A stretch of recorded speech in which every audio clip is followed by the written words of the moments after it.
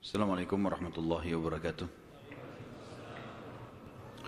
Alhamdulillah, selalu kita memuji Allah subhanahu wa ta'ala, zat yang paling pantas untuk dipuji, dicintai, dihormati dan ditunduki. Nah memang kata kuncinya, La ilaha illallah, La ma'buda bihaqqin illallah. Tidak ada Tuhan yang berhak disembah di langit dan di bumi kecuali Allah. Dan dia telah menggantungkan segala kebutuhan kita, yang kita butuhkan untuk roda kehidupan di muka bumi dengan memuji namanya, Alhamdulillah. Maka sangat wajar kalau kita selalu mengucapkan kalimat yang mulia ini. Juga kita banyakkan salam hormat kita kepada manusia terbaik yang telah membawa kepada kita hukum halal haramnya Sang Pencipta, sehingga kita punya panduan hidup. Dan juga Sang Pencipta Allah telah menjadikan mengucapkan salam hormat kepada manusia terbaik ini sebagai ibadah buat kita dan pendekatan diri kepadanya. Juga dari sisi yang lain Sang Pencipta Allah bersama malaikatnya mengucapkan salam hormat kepada manusia terbaik ini, maka sangat wajar kalau kita selalu mengucapkan salawat dan taslim kepada Nabi besar Muhammad sallallahu alaihi wasallam. Setelah panjang lebar kita jelaskan masuk Yahudi ke Jazirah Arab, Nasrani, bagaimana juga kekuatan dari Najasyi Afrika masuk ke Yaman, bagaimana Yaman dikuasai oleh Persia, kemudian bagaimana akhirnya wilayah Yaman masuk Islam. Kita akan masuk sekarang lebih dalam lagi membahas tentang kelahiran Nabi Sallallahu Alaihi Wasallam. Kita akan masuk mengerucutkan bahasan ke Mekah. Bahasan ini tentu akan saya mulai dari seorang tokoh Mekah bernama Qusay bin Kilab. Qusay bin Kilab. Qusay bin Kilab ini adalah salah satu keturunan dari Fikhir. Dan Fikhir adalah nama lainnya Quraisy. Jadi Quraisy itu julukan. Karena si Fikhir ini, seperti saya jelaskan tadi siang, kalau seseorang di negeri Arab atau suku Arab itu memiliki kelebihan fisik, kepintaran, kekayaan, keturunan, maka dinisbatkan suku padanya. Kebetulan dari turunan Ismail alaihissalam di Mekah dan turunan suku Jurhum, ada satu orang yang sangat menonjol bernama Fikhir. Dan Fikhir ini karena dia menonjol maka diberikanlah nama lainnya Quraisy. Dinisbatkanlah suku Mekah namanya Quraisy. Salah satu turunan Fikhir ini yang merupakan turunan Ismail alaihissalam dan turunan suku Jurhum adalah Qusay bin Kilab. Kalau teman-teman masih ingat, di pertemuan kita pada bulan yang lalu saya pernah menekankan tentang kisah Mekah awalnya dihuni oleh suku Jurhum yang hijrah dari Yaman, kemudian tinggal bersama Hajar dan Ismail alaihi wassalam. Berjalan bertahun-tahun sampai Ibrahim dan Ismail alaihi wassalam meninggal dunia, datang satu suku Arab yang ingin merebut Mekah dan berhasil, namanya suku Khuza'ah. Masih ingat ya? Tidak ada suara, senyap, berarti memang lupa semua. Jadi suku Khuza'ah ini datang merebut, dan salah satu pimpinan Khuza'ah Amr bin Luhai yang memasukkan patung di Jazirah Arab di Mekah, gitu kan. Suku Khuza'ah ini berkuasa di Mekah sampai 500 tahun. Dan pada saat Jurhum dikalahkan oleh Khuza'ah, suku Jurhum sempat menimbun air Zam-Zam. Jadi 500 tahun mereka memimpin di Mekah, nggak ada sama sekali air. Kita bahas sekarang tentang keadaan satu orang tokoh ini, karena kalau panjang kita ceritakan panjang lebar Mekah ini cukup panjang, tokoh-tokohnya banyak, tapi saya ingin mengerucutkan ke Qusay bin Kilab. Qusay bin Kilab ini salah satu turunan Jurhum dan turunan Ismail alaihissalam. Dia sempat berpikir, bagaimana bisa ini setelah 500 tahun ya? Bagaimana bisa Mekah ini yang tadinya dikuasai oleh suku dia Jurhum dan juga kakeknya Ismail alaihissalam direbut oleh Khuza'ah.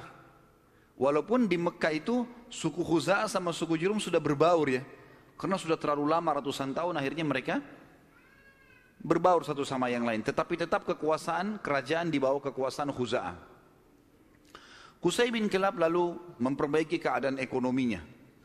Dia berbisnis, dia berdagang, sampai Allah membukakan kekayaan yang sangat banyak. Pada saat itu teman-teman sekalian, Raja Mekah dari suku Khuza'ah bernama Hulail. Hulail ini memiliki seorang anak wanita, anak tertuanya, terkenal dengan kecantikannya, anak raja.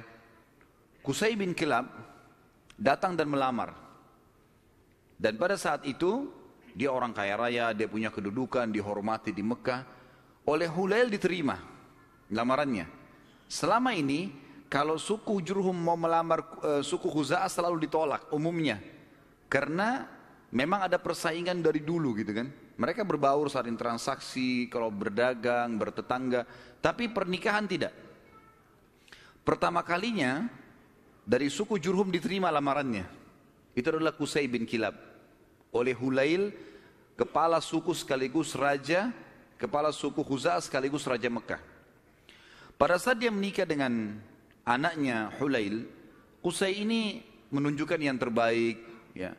Dia patuh, dia bantu mertuanya dan seterusnya, sampai mertuanya meninggal. Waktu mertuanya meninggal, Qusay menjalankan misinya. Dia lalu mengiklankan dan menobatkan diri menjadi raja Mekah pengganti mertuanya. Orang-orang yang dari suku Khuza'ah menolak. Bagaimana bisa kau jadi raja? Raja jelas dari Khuza'ah. Kamu dari Jurhum. Enggak boleh gitu. Maka pada saat itu terjadi perseteruan. Sampai akhirnya Qusay meminta pertolongan dari orang-orang sesuku dengan dia dari Jurhum. Dan Khuza'ah juga berkumpul. Akhirnya terbentuk dua pasukan dan terjadi peperangan besar di Mekah. Pertumpahan darah yang sangat besar dan banyak sekali korban pada saat itu. Pada saat mereka melihat korban banyak sekali teman-teman sekalian, maka tokoh-tokohnya termasuk Qusay bin Kilab dan anak-anaknya Hulail yang merupakan ipar-ipar dari Qusay sendiri, mereka akhirnya sepakat kita harus ada penengah nih yang mengambil hukum supaya dijelas siapa yang memimpin Mekah. Maka mereka akhirnya sepakat menunjuk satu orang yang dituakan di Mekah pada saat itu. Dan memang umurnya sudah sangat tua, orang ini namanya Ya'mur bin Auf. Ya'mur bin Auf, dia ditunjuk oleh orang-orang Quraisy dari Jurhum dan juga ditunjuk oleh orang-orang Khuza'ah, nunjuk.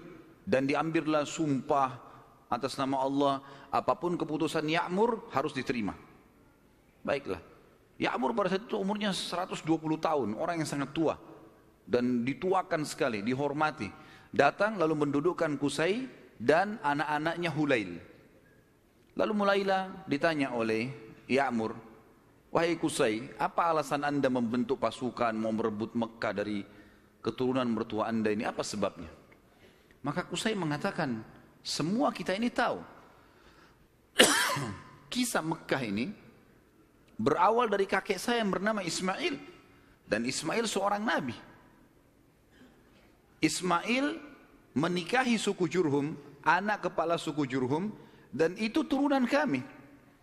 Kami yang membentuk komunitas di Mekah, kami yang membentuk ekonominya, kami yang membangun Ka'bah, kami yang semuanya disebutkan. Sementara Qusay menyebutkan ini, anak-anaknya Hulail dari suku Khuza'ah nggak bisa ngomong apa-apa, karena memang semuanya betul. Memang tidak ada. Khuza'ah ditanya, lalu kalian punya apa? Enggak ada. Tidak ada andilnya di Mekah. Cuma datang pasukan dari luar menyerang Mekah, kemudian langsung menguasai. Enggak ada andil sama sekali. Tiba-tiba pada saat itu Ya'mur mengambil sebuah keputusan, mengatakan keputusan yang mutlak, seluruh Mekah, kerajaannya, kekuasaannya, pengurusan jemaah hajinya, pengurusan Ka'bahnya, ya, semuanya untuk Qusay bin Kilab. Maka dengan keputusan ini teman-teman sekalian, Qusay bin Kilab menjadi Raja Mekah. Menjadi Raja Mekah. Dan pada saat itulah kerajaan yang sudah hilang 500 tahun dari keturunan Jurhum kembali. Pada saat itu Qusay melakukan banyak sekali perkembangan di Mekah, diantaranya dia membangun sebuah tempat namanya Darun Nadwa. Darun Nadwa ini oleh Qusay dibuat sangat luas, sangat besar, sebuah auditorium kalau kita sekarang sangat luas gitu kan. Tapi belum ada buku sejarah yang menyebutkan seberapa luas, seberapa dia menampung manusia. Tapi dari buku-buku sejarah disebutkan Darun Nadwa pada saat itu multifungsi. Dilakukan apa saja di situ. Pertemuan orang-orang Mekah, pertemuan tokoh-tokoh Mekah, sampai Qusay bin Kilab melarang siapapun orang Mekah menikah kecuali di Darun Nadwa. Harus di Darun Nadwa. Kalau anak bayi baru lahir, bawa ke Darun Nadwa. Pokoknya Darun Nadwa ini menjadi simbolnya Mekah. Termasuk juga pada saat orang-orang Quraisy ingin memerangi Nabi SAW, nanti kita akan belajar pada saat beliau mau hijrah pun ke Madinah atau mau dibunuh, itu mereka kumpulnya di Darun Nadwa ini. Qusay bin Kilab, pada saat sudah mulai tua teman-teman sekalian, dia memperhatikan di antara anaknya banyak sekali. Tapi ada dua orang yang menonjol, artinya anak pertama bernama Abduddar. Dan anak kedua bernama Abdul Manaf. Sudah hafal belum? Ngangu-ngangu saja. Allahu a'lam. Faham atau enggak tahu. Abduddar dan Abdul Manaf. Abduddar anak pertamanya si Qusay. Abdul Manaf anak kesekian. Saya tidak temukan anak keberapa, tapi Abduddar karena anak pertama biasanya kalau dinisbatkan nama seseorang adalah nama anak pertamanya. Jadi Qusay ini dipanggil Abu Abduddar gitu. Tapi Abduddar ini orangnya lemah secara fisik. Dia nggak punya keterampilan, nggak punya kepintaran, sehingga tidak punya kedudukan di tengah-tengah masyarakat. Sementara adik-adiknya semua, terutama Abdul Manaf, menonjol sekali. Punya suara, berdagang, majulah gitu. Maka Qusay ingin anaknya ini, Abduddar, punya kedudukan. Apa yang dia lakukan?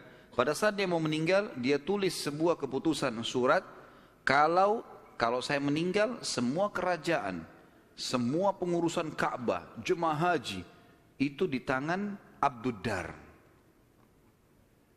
Waktu Qusay meninggal dunia, surat dibuka, ditemukan tertulis seperti itu, maka semua anak-anaknya patuh. Keputusan raja. Abduddar akhirnya menjadi raja. Berjalan waktu teman-teman sekalian, Abduddar wafat. Pada saat wafat, keturunan Abduddar mau melanjutkan kerajaan ayahnya, tapi turunan Abdul Manaf tidak setuju, nggak bisa. Abduddar ini, paman kami dulu ini, ayah kalian, itu dipilih oleh kakek kita semuanya, Qusay, karena dia nggak punya kedudukan dan kemuliaan. Sudah dikasih dan sudah berhasil. Sekarang nggak bisa kembali kepada kalian. Harusnya ini dibagi rata. Sampai mereka pada saat itu hampir perang satu sama yang lain. Sama lagi. Dicarilah hakim di antara mereka dan akhirnya kesimpulannya dibagi. Pembagian ini teman-teman sekalian adalah dibagi Abduddar khusus mengurus keturunan Abduddar, khusus mengurus semua yang berurusan dengan jemaah haji. Sementara Abduddar mengambil alih pengurusan Ka'bah dan Darun Nadwa. Sementara Abdul Manaf mengurus jemaah haji. Dibagi dua. Kita akan sedikit sisipkan di sini teman-teman sekalian kisah tentang Darun Nadwa ini yang tadi dibuat. Kita tinggalkan dulu sebentar tadi sampai ke masalah sudah pembagian Mekah. Abduddar mengurus Ka'bah dan juga Darun Nadwa. Haji itu Abdul Manaf, ya. Jadi haji ini maksudnya mengurus jemaah haji, kasih minum, kasih makan. Mereka dulu sukanya begitu. Dan mereka ini terkenal dengan dermawannya. Tidak boleh jemaah haji beli makanan, beli minuman, dikasih semua gratis. Seperti itulah. Darun Nadwa ini punya kisah unik sedikit. Saya khawatir lupa, maka saya sisipkan di sini. Darun Nadwa tadi yang dibuat oleh Qusay bin Kilab dan menjadi simbol Mekah. Kisahnya sangat unik teman-teman, kisah pembeliannya dan penjualannya. Jadi ada satu orang nanti jadi sahabat Nabi namanya Hakim bin Huzam radhiyallahu anhu. Sebelum masuk Islam, Hakim bin Huzam ini suka mabuk. Masih di Mekah di masa jahiliyah. Dia bersahabat dekat dengan pemegang kuncinya Darun Nadwa. Jadi yang bertanggung jawab. dari turunan Abdiddar. Waktu lagi mabuk sama-sama, si pemilik kunci ini mabuk luar biasa sampai nggak sadar sudah. Si Hakim bin Huzam bilang, kau mau jual nggak Darun Nadwa dengan saya? Kata temannya lagi mabuk, iya saya jual. Berapa harganya? Kata si mabuk ini bilang, dengan sekendi khamr. Kasih saya sekendi khamr, ambil Darun Nadwa. Hakim pada saat itu, dia tidak semabuk temannya nih. Dia lalu panggil saksi-saksi segala macam, dikasih satu kendi khamr. Darun Nadwa ini dijual oleh turunan Abdiddar. Karena sudah ada saksi, ada terang saksi, maka selesai. Akhirnya keturunan Abdiddar kehilangan Darun Nadwa gara-gara transaksi ini tadi. Ini Darun Nadwa teman-teman sekalian terus di tangan Hakim bin Huzam sampai beliau masuk Islam. Nabi SAW biarkan saja. Di zaman Abu Bakar dia masih hidup, zaman Umar, zaman Uthman, zaman Ali. Sampai di zaman kekhilafaannya Muawiyah radhiyallahu anhu majma'in, dinasti Umayyah yang pertama berdiri. Muawiyah anaknya Abu Sufyan. Abu Sufyan dulu tokoh Mekah kan gitu. Radhiyallahu anhu majma'in, kan Abu Sufyan juga sempat masuk Islam di pembebasan kota Mekah. Maka pada saat itu Hakim bin Huzam di zaman Muawiyah menjual Darun Nadwa. Dijual sama dia dengan harga 100.000 dinar. Mahal sebenarnya. Tapi Darun Nadwa ini kedudukannya besar di Quraisy.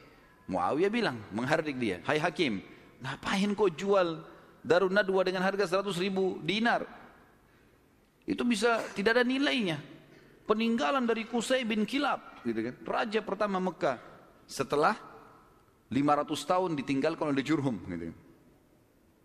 Maka kata Hakim radhiyallahu anhu, wahai Amir Mukminin, sekarang kita sudah Muslim. Penilaian mulia dan bukan mulia itu bukan dari peninggalannya Qusay bin Kilab, tapi kita pengikut Nabi Muhammad SAW. Dan saya dulu demi Allah membelinya dengan sekendi khamr. Sekarang 100.000 dinar banyak sekali. Dan Anda menjadi saksi bersama dengan seluruh muslimin yang ada di sini, kalau 100.000 dinar ini saya sedekahkan di jalan Allah. Kisahnya begitu. Jadi kisah Darun Nadwa, karena tadi kita sempat singgung, ada proses pembelian lepas dari tangan keturunan Abdiddar dan bagaimana proses penjualannya setelah itu. Tentu sekarang sudah tidak ada semuanya ini, tapi ini kisah pada saat itu. Baik, kita kembali teman-teman sekalian ke kisah kita. Abdul Manaf, tadi kan Abdiddar sama Abdul Manaf. Sekarang Abdiddar sudah kita sebutkan, diantaranya mereka menguasai Ka'bah dan Darun Nadwa. Darun Nadwa sudah dijual, tinggal Ka'bah, perawatan Ka'bah, kiswahnya segala macam urusan mereka. Abdul Manaf bertanggung jawab tentang jemaah haji, kan itu. Abdul Manaf ini teman-teman sekalian punya seorang anak bernama Hashim. Hashim ini punya anak bernama Syaibah. Garis bawahi nama Syaibah nih. Tadi sudah makan siang belum ini? Banyak nama yang harus dihafal nih. Kita kerucutkan bahasan tentang Abdul Manaf punya anak namanya Hashim. Hashim punya anak Syaibah. Garis bawahi Syaibah nih. Kita akan bahas Syaibah ini. Hashim ini ayahnya Syaibah. Waktu menikah dengan istrinya, ibunya si Syaibah, karena mulianya, ini tradisi jahiliyah dulu ya, karena kedudukan si ibunya Syaibah ini tinggi di sukunya, anak kepala suku, maka Ismah itu cerai di tangannya ibunya. Ibunya bisa menceraikan suaminya, hukum dulu. Berjalan waktu, meninggal Hashim. Syaibah ini ikut sama ibunya ke perkampungan ibunya. Ada satu anaknya atau saudaranya Hashim ya.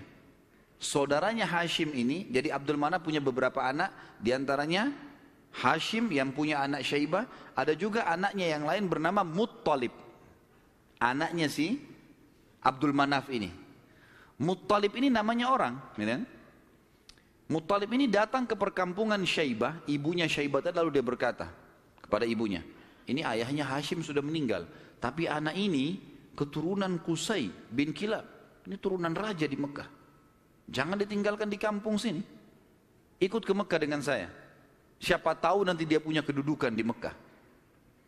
Kata ibunya nggak bisa, ikut sama saya. Akhirnya kena cekcok nih, tanda kutip di sini. Maka ibunya Syaibah bilang, ini kita suruh pilih aja dia. Si Syaibah ini mau ikut siapa? Nanti kalau saya sebutin julukannya Syaibah ini baru antum bilang, oh iya itu orangnya. Kata si ibunya, pilih aja, Syaibah suruh milih. Dia mau tinggal sama saya di sini atau ikut sama anda ke Mekah? Lalu Muttalib tanya di depan ibunya, hai Syaibah, ikut sama saya ke Mekah atau kamu tinggal sama ibumu? Kata Syaibah, saya ikut sama paman saya. Ikut ke Mekah. Maka masuklah, pergilah ke Mekah.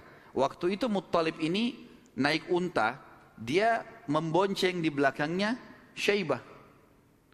Muttalib ini teman-teman, dikenal di Mekah suka beli budak. Suka beli budak. Ya. Maka waktu setiap hari dia datang masuk Mekah, bawa budak baru. Waktu Syaibah dibonceng oleh pamannya Muttalib ini, orang-orang Mekah kira si Muttalib beli budak baru. Maka mereka bilang, Muttalib baru beli budak, di belakangnya Abdul Muttalib. Berarti hambanya si Muttalib nih. Sudah tahu nama Syaibah siapa? Yang antum kenalkan selama ini Abdul Muttalib. Namanya dia Syaibah. Jelas? Baik. 3 orang yang jawab, nggak apa-apalah. Nasib, saya sudah teriak-teriak tapi Abdul Muttalib berarti namanya Syaibah. Jadi Abdul Muttalib bukan Muttalib nama Allah ya. Ini nggak ada dalam Asmaul Husna gitu. Tetapi di sini Muttalib nama pamannya. Karena sering beli budak, kemudian dia membonceng ponakannya. Orang-orang Mekah kira ini adalah budak baru. Maka dibilang Abdul Muttalib, hambanya Muttalib. Tapi karena itu sudah menjadi buah bibir di Mekah, akhirnya terkenal dengan Abdul Muttalib. Baik. Abdul Muttalib ini, yang tentu kita sudah tahu adalah kakek Nabi SAW. Kita masuk mengerucutkan bahasan sekarang ke Abdul Muttalib nih, si Syaibah. Kita sudah kerucutkan bahasan dari Abdul Manaf, ada anaknya Hashim, Hashim punya anak Syaibah. Syaibah ini Abdul Muttalib. Kita harus kerucutkan begitu supaya nanti ngerucut ke Nabi SAW. Karena kalau melebar akan jalur nasab Quraisy banyak sekali. Abdul Muttalib ini, pada saat dia masuk ke Mekah, kemudian dia menikah, Allah karuniakan dia 1 orang anak. Anaknya diberi nama Harith, 1 anak dikasih. Waktu Harith sudah mulai bujang, mencapai umur sekitar 17 tahun. Abdul Muttalib ini, Syaibah, mimpi malam-malam. Dia mendengar suara dalam mimpinya, ihfirit tiba. Maksudnya, galilah tiba. Tiba itu sesuatu yang baik. Lalu dia bertanya, mat tiba, apa itu tiba? Hilang suara itu. Hari kedua dia mimpi lagi, dengar lagi suara, ihfiril barrah, galilah sesuatu yang baik, yang bermanfaat. Dia tanya, mal barrah, apa itu barrah? Yang baik itu apa? Hilang lagi suara itu. Hari ketiga dia mimpi lagi, ihfiril madmunah, gali sesuatu yang terjamin. Dia tanya, mal madmunah, apa itu madmunah? Hilang lagi. Hari keempat baru dia mimpi dan dia dengar ihfiriz zamzam, galilah zamzam itu. Zamzam ini di zaman itu cuma seperti sebuah histori lama, kenangan. 500 tahun tidak ada sumur zamzam, hilang. Jadi selama Khuza'ah berkuasa teman-teman sekalian di Mekah, mereka selalu mendatangkan air dari luar, beli mahal dari luar Mekah, sumur-sumur di luar Mekah. Abdul Muttalib ini pernah dengar kalimat Zamzam, penasaran dia. Terus dia tanya, dalam mimpi dia tanya, Mas Zamzam, apa itu Zamzam? Lalu keluarlah suara itu mengatakan, dan dia dengar pada saat itu ya, kalau dalam buku-buku sejarah disebutkan, La tanzifu abada, sesuatu yang tidak akan pernah rusak. Wala tarum, juga ya, sesuatu yang selalu bersih dan tidak akan pernah rusak. Tasqil hajijal a'zam, engkau akan memberikan dengannya air para jemaah haji. Dikatakan wahia bainar rafthi waddam, tempatnya air zam-zam itu berada di antara rafath. Rafath itu bisa berarti busanya darah, atau memang darah yang bercampur, busa yang bercampur dengan darah, atau memang busa air biasanya. Jadi dikatakan sini ciri-cirinya adalah tempat zam-zam itu ada darah yang bercampur dengan rafath, dengan busa, kemudian bercampur sama tanah. Lalu dikatakan lagi dalam mimpinya, inda naqratil gurabil a'sam, di bawah patokannya burung gagak yang memiliki warna keputih-putihan. Inda qaryatin naml, di atas atau di sekitar sarang semut. Seperti itu dalam mimpinya. Maka Abdul Muttalib bangun pagi-pagi, penasaran dia dengan mimpi ini. Dan dia tahu mimpi ini gak mungkin main-main. 3 hari, 4 hari berturut-turut, kemudian dia disuruh gali, dia bawa cangkulnya, datang di sekitar Ka'bah. Dia cuma tebak saja kemungkinan dekat Ka'bah nih, karena tidak ada tempat yang lebih agung di Mekah daripada Ka'bah. Dia datang dekat Ka'bah. Dan kalau masih ingat dulu pada pertemuan kita di bulan yang lalu, ada penjelasan tentang 2 patung yang disembah di Mekah, Isaf dan siapa yang ingat? Kalau lupa saya nggak datang lagi Balikpapan. Isaf dan Nailah. Isaf kan nama laki-laki, Nailah nama perempuan. Yang dulu mereka saling suka, akhirnya mereka berzina depan Ka'bah dan dikutuk menjadi patung. Kan dulu waktu sebelum Amr bin Luhai datang ke Mekah, patung Isaf ditaruh di Gunung Safa, patung Nailah ditaruh di Gunung Marwah, untuk peringatan bagi orang-orang. Nih, hati-hati kalau berzina depan Ka'bah dikutuk begini nih, gitu. Tapi oleh Amr bin Luhai yang membawa patung masuk ke Jazirah Arab, dia angkat patung Isaf dan Nailah, dipindahin dekat Ka'bah, disuruh orang Mekah sembah. Tapi orang sudah lupa sejarahnya karena kejadian Isaf dan Nailah dikutuk ini jauh sebelum Amr bin Luhai. Ringkas cerita, di depan Ka'bah antara Hajar Aswad dengan Hijr Ismail itu ada patung Isaf dan Nailah. Ada satu suku Arab teman-teman sekalian datang ke situ antara Isaf dan Nailah nyembeli sapi. Tiba-tiba pada saat Abdul Muttalib lagi duduk, lagi memperhatikan ke arah Ka'bah di antara Isaf dan Nailah, kemudian ada orang nyembeli sapi. Waktu disembeli darahnya ngucur. Darah itu berbusa. Dan karena dia ngucur, jalan sampai berada di sekitar Isaf dan Nailah. Dia kurang lebih jangan dibayangkan ini Ka'bah, ini Hajar Aswad dan ini Hijr Ismail. Isaf dan Nailah itu ditaruh cukup jauh ya, agak berjarak antara Hajar Aswad jauh ke belakang dengan Hijr Ismail juga jauh. Jadi di kiri kanan ya. Tempat itu sangat luas. Jadi jangan difahami tadi ini misalnya Ka'bah kemudian di sini posisinya, tapi agak jauh di kiri kanan. Maka pada saat itu darah ini ngucur dari patung Isaf itu menuju ke tempat di tengah-tengah di situ. Pada saat itu di tengah-tengah. HP-nya siapa nih? Pada saat itu patungnya, darahnya ngalir, kemudian darah itu ngalir menuju ke tengah-tengah antara Isaf dan Nailah ini, dan ada seperti tempat agak turun di lembah Mekah, karena waktu itu masih pasir, lalu darah itu berkumpul di situ. Jadi akhirnya darah sama pasir bercampur. Abdul Muttalib lihat ini isyarat pertama nih. Mimpinya kan tadi darah yang mengalir berbusa yang bercampur dengan tanah, gitu kan. Lalu kemudian dia dekatin tempat itu, darah yang berkumpul itu. Dia temukan tiba-tiba ada burung gagak yang berwarna hitam. Burung gagak biasanya warna hitam ya. Tapi kalau ada burung gagak yang di bagian sayapnya itu ada beberapa bulu warna putih, namanya a'sam dalam bahasa Arab. Gurabil a'sam.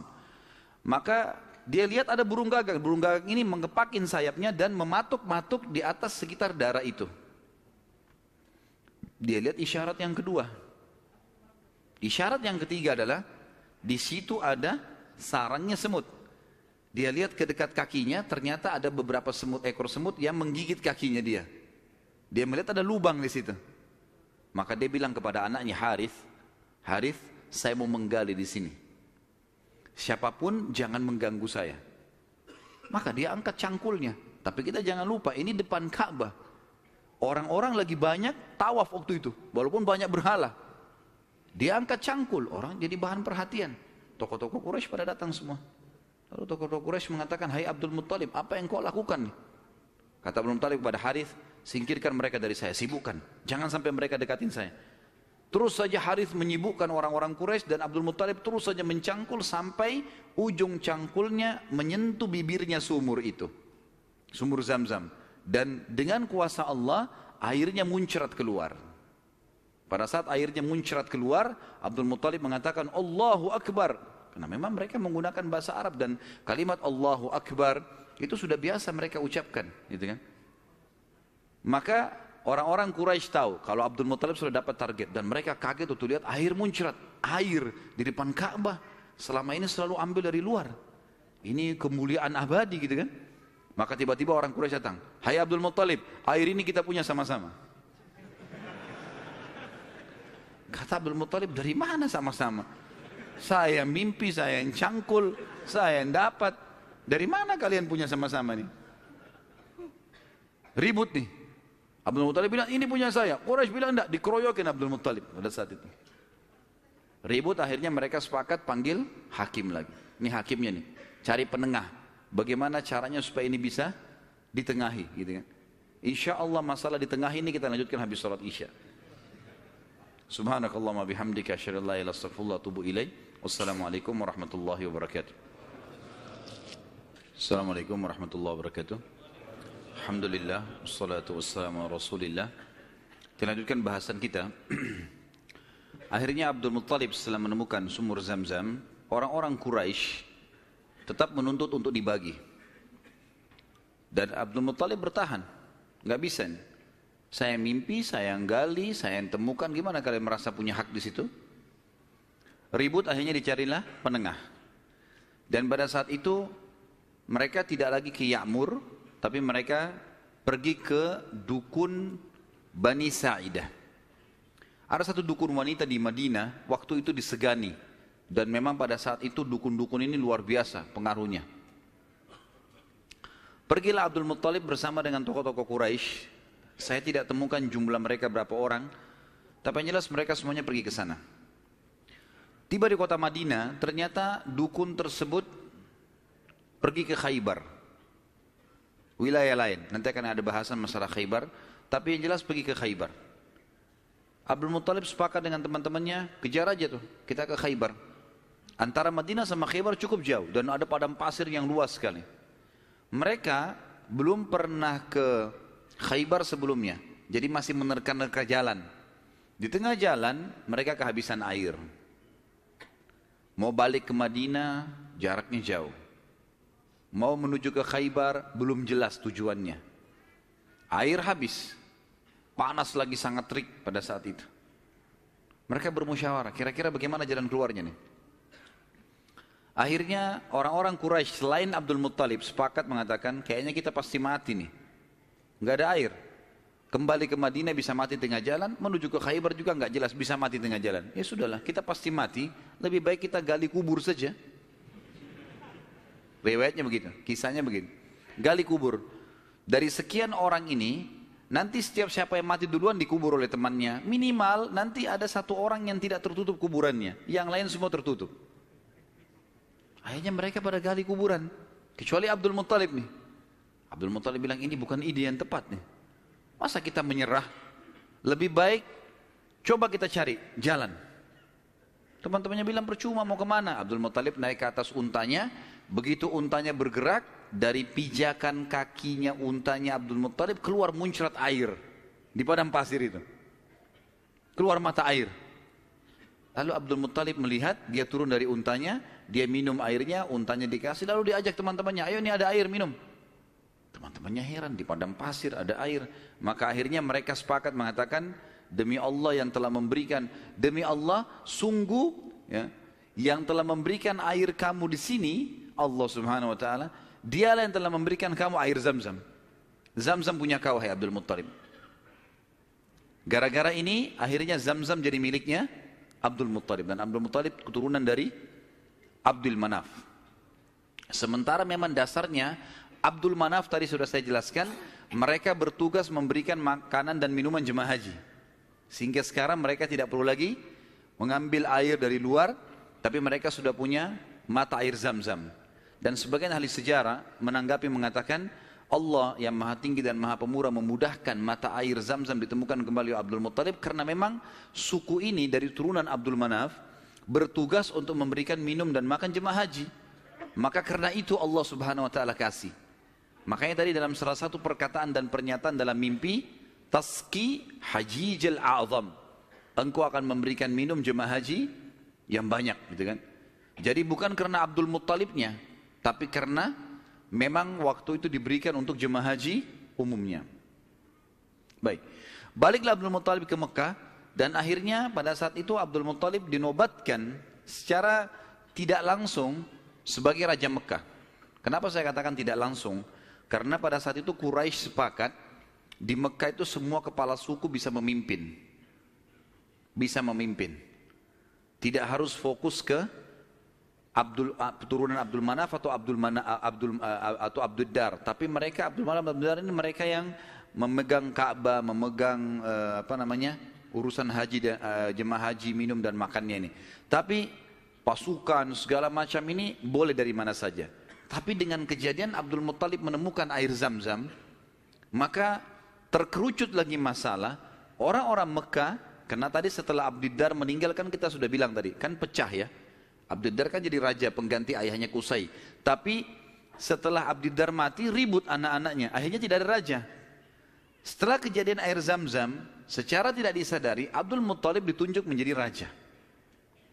Dan inilah sebabnya waktu kita jelaskan tadi masalah pasukan gajah yang datang, Abdul Muttalib kan menjadi raja pada saat itu. Dan menjadi raja justru karena menemukan mata air Zam-Zam ini. Abdul Muttalib pada saat itu mulai naik kedudukannya, namanya jadi tambah baik dan seterusnya. Memang orangnya sangat dermawan. Semua orang boleh minum air Zam-Zam tapi melalui izin dia. Tapi tidak bayar, gitu kan? Dikasih semuanya. Abdul Muttalib mulai berpikir, waktu dia tadi punya anak satu, namanya Harith. Masih ingat nggak? Wah, ngaku-ngaku aja. Baiklah, saya terima. Anaknya tadi satu, Harith, yang disuruh jaga sama dia waktu dia mencangkul kan. Baiklah, si Harith dia pikir, waktu saya tadinya punya anak satu nih, kayaknya kerepotan, gak ada yang bisa bela dia. Dan seorang raja, salah satu kebanggaannya kalau punya keturunan banyak. Maka dia pada saat itu berazam, bernazar ya, kalau Allah memberikan dia anak laki-laki yang banyak, jumlahnya mencapai 10, dia akan menyembeli salah satunya, dikorbankan di depan Ka'bah untuk Allah. Gak ada dalam syariat Nabi Ibrahim alaihissalam. Ini ijtihadnya, upayanya Abdul Muttalib. Subhanallah, berjalan waktu, istrinya melahirkan, punya anak 16. Anaknya Abdul Muttalib 16, 10 laki-laki, 6 perempuan. Laki-laki yang 10 ini, yang paling pertama tentu ada namanya Harith ya. Kemudian ada, jadi dari 10 ini kita bagi 6 ini meninggal sebelum masa kenabian, 4 mendapatkan masa kenabian. Dari 10 anak Abdul Muttalib yang laki-laki, ada 6 yang meninggal sebelum fase kenabian, sebelum penobatan Nabi SAW menjadi Nabi. Ini paman-paman Nabi semua ya. Dan ada 4 yang mendapatkan fase atau masa kenabian. 6 orang yang tidak dapat masa kenabian ini tentu dimulai dari Harith tadi, anak pertamanya Abdul Muttalib. Kemudian tentu ada beberapa nama ya, saya sebutkan Harith, Dirar, Hijir, Muqaddam, Zubair. Dan yang keenam Abdullah, ayahnya Nabi SAW. Abdullah ini sebenarnya anak paling bungsu dari Abdul Muttalib, anak ke-10. Anak ke-10 dari 10 anak laki-lakinya ya. Maka 6 orang ini meninggal sebelum masa kenabian. Harith, Dirar, Hijir, Muqaddam, Zubair dan Abdullah. Dan ada 4 orang hidup sampai masa kenabian. 2 beriman, 2 kafir. Yang beriman adalah Hamzah dan Abbas radhiyallahu anhum. Ini sempat beriman pada Nabi SAW dan mulia. Hamzah bahkan menjadi pimpinan para syuhada, mati syahid mulia di perang Uhud. Dan Abbas hidup sampai setelah Nabi SAW meninggal pun, sampai di zaman Khilafah Umar. Ya, kan? Kemudian ada dua yang hidup di masa kenabian tapi kafir, enggak beriman. Abu Talib dan Abu Lahab. Ya. Abu Talib ini nama lainnya dia Abdul Manaf. Diambil dari nama kakeknya, tapi terkenal dengan Abu Talib. Abu Lahab julukan namanya Abdul Uzza. Dan kita tahu surah Al-Masad turun pada Abu Lahab ini. Ya. Paman Nabi SAW, benci sekali dengan Nabi, benci dengan dakwah. Nanti akan kita ceritakan kisahnya di pertemuan akan datang. Yang jelas ini 10 orang anak laki-laki Nabi SAW. Kemudian ada 6 orang anak perempuan. Yang pertama Sofia. Sofia ini ibunya Zubair bin Awam radhiyallahu anhu. Dan Sofia nanti akan kita ceritakan kisahnya luar biasa, pemberani perempuan ini. Gitu. Dan dia mendidik Zubair bin Awam dengan sangat tegas. Jadi kalau dia jalan, dia membawa Zubair, dia latih di tempat gelap sengaja dia diam. Kalau Zubair nangis ditinggalin, dibiarin. Karena mau dilatih. Orang-orang semua pada hardik, hai Sofia kenapa kau gitu kan anakmu? Saya mau dia jadi pemberani. Dan betul-betul jadi pemberani Zubair. Zubair itu di peperangan-peperangannya, kalau teman-teman ikuti ceramah saya di YouTube, ada serial sahabat di antara Zubair bin Awam itu luar biasa. Kalau pasukan lagi berhadapan, dia maju ke depan musuh. Jadi musuh di depan ini, kemudian dia di depannya. Tunggu takbir di belakang, dia serang duluan, sendirian. Luar biasa beraninya, radhiyallahu anhu. Ibunya namanya Sofia, tante Nabi SAW. Dan ini sempat masuk Islam di tangan Nabi SAW. Kemudian ada Ummu Hakim, ada Atiqah, ada Umaymah, ada Arwah dan Bar. Kita masuk sekarang ke masalah, kembali ke mana Abdul Muttalib. Abdul Muttalib ini anak terakhirnya yang ke-10 adalah Abdullah. Dan itu ayah Nabi SAW. Abdul Muttalib kan tadi sudah saya bilang dia nazar, kalau punya 10 anak laki-laki, dia akan korbankan salah satunya kan. Lalu dia datang ke dukun di Mekah, dan dia berkata pada dukun itu, acaklah nama anak-anak saya. Tradisi mereka pada saat itu suka sekali mengundi nasib. Kalau di dalam agama kita disebutkan tradisi mereka namanya tatayur, menggandun nasib sama benda atau sama burung. Orang-orang Arab itu kalau orang Quraisy dulu, mereka kalau mau safar, mereka ambil bulu, kemudian mereka tulis safar. Bulu yang kedua tidak safar, bulu ketiga kosong. Dimasukin dalam kotak, kemudian dia ambil salah satunya tidak sambil tidak dilihat. Kalau keluar kata-kata safar, dia yakin di perjalanannya aman. Tradisi jahiliyah, mereka salah pada saat itu tentunya. Kemudian kalau keluar tidak safar, mereka tidak boleh safar. Kalau mereka safar berarti kena musibah. Kalau keluar bulu yang tidak ada tulisannya, maka dia ulangi. Ada cara yang lain sampai dapat safar atau tidak safar ya. Kalau ada tradisi yang lain adalah kalau mengacak nama, maka mereka menulis nama di batu, lalu batu ini dibalik, kemudian ditaruh lalu diacak, dikeluarkanlah. Kalau mereka butuh sesuatu dengan cara seperti itu. Ya. Dan ini ditarik dalam hampir setiap kehidupan mereka, mau beli rumah, mau apa saja selalu ditulis di batu, terus diacak di batu, itu mengundi nasib dengan itu. Abdul Muttalib datang kepada satu dukun mengatakan tulis nama anak-anak saya laki-laki ini. Semua dari Harith sampai Abdullah. Tulis semuanya 10 orang, acak. Siapa yang keluar namanya itu yang saya korbankan. Dan kalau nama Abdullah selamat tidak keluar, maka saya langsung eksekusi. Karena Abdullah anak paling bungsu dan paling disayang oleh ayahnya Abdul Muttalib. Seperti itulah. Baik diacaklah batu ini. Diambil batu, keluar namanya Abdullah. Abdul Muttalib berat sebenarnya. Ini anak paling bungsu disayang. Musyawarah sama anak-anaknya gimana? Gak apa-apa ya, acak aja lagi. Acak lagi. Yang kedua kali namanya Abdullah lagi. Sampai 3 kali. Namanya Abdullah terus yang diambil, keluar. Padahal ini batu diacak 10 nama. Kata Abdul Muttalib berarti sudah memang anak ini nasibnya. Bawa Abdullah. Dibawalah Abdullah ini ke depan Ka'bah, ditaruh di atas sebuah batu. Biasanya mereka taruh di situ sembelihan, taruh kambing, taruh apa dipegang di atas batu itu, baru mereka sembelih untuk berhala-berhala gitu kan. Ditaruhlah Abdullah, mau disembelih sama dia. Ikat tangannya, ikat kakinya, angkat pedang, mau disembelih. Orang-orang Quraisy lihat. Apalagi yang Abdul Muttalib buat nih. Datang tanya, hai Abdul Muttalib, apa yang kau lakukan? Saya sudah nazar, kalau Allah kasih saya 10 anak, saya sembelih salah satunya. Dan saya sudah acak nama-nama anak saya yang keluar anak ini. Saya mau jalankan nazar saya. Orang-orang Quraisy bilang, gak bisa, jangan. Mereka berusaha tahan. Akhirnya Abdullah ini ditarik-tarik. Ini. Sampai akhirnya, karena ditarik-tarik, ada orang Quraisy yang sempat menarik bagian badannya dan ada yang menarik kupingnya sampai kuping Abdullah itu sempat luka. Maka ada julukan sendiri dikatakan Abdullah yang luka kupingnya, gitu. Ayah Nabi SAW. Baik. Pada saat itu orang-orang Quraisy mengatakan, wahai Abdul Muttalib, sadarlah, kalau kau lakukan ini sementara kamu adalah tokoh masyarakat di Mekah, maka akan menjadi sebuah tradisi nanti ini. Akhirnya setiap orang punya 10 anak laki-laki, satu disembelih. Dan apa kenikmatannya orang kalau sudah punya anak disembelih gitu? Jangan dilakukan. Mari kita berhukum lagi. Cari hakim, kembali kepada wanita dukun di Madinah, suku Sa'idah tadi. Yang tadi pada saat pertama mau cari air Zam-Zam, mau miliknya siapa air Zam-Zam, kan mereka ke Madinah. Tapi dukunnya kan pergi ke Khaybar, nggak ketemu. Tidak sempat ketemu, akhirnya dapat air dari telapak kaki untanya Abdul Muttalib. Sekarang nggak, mereka pergi lagi ke sana ke Madinah, ketemu sama dukun itu. Tanya, bagaimana nih? Tentu ini bukan kita sedang mempromosikan dukun, dukun haram dalam agama. Setelah Islam datang nggak ada dukun ini.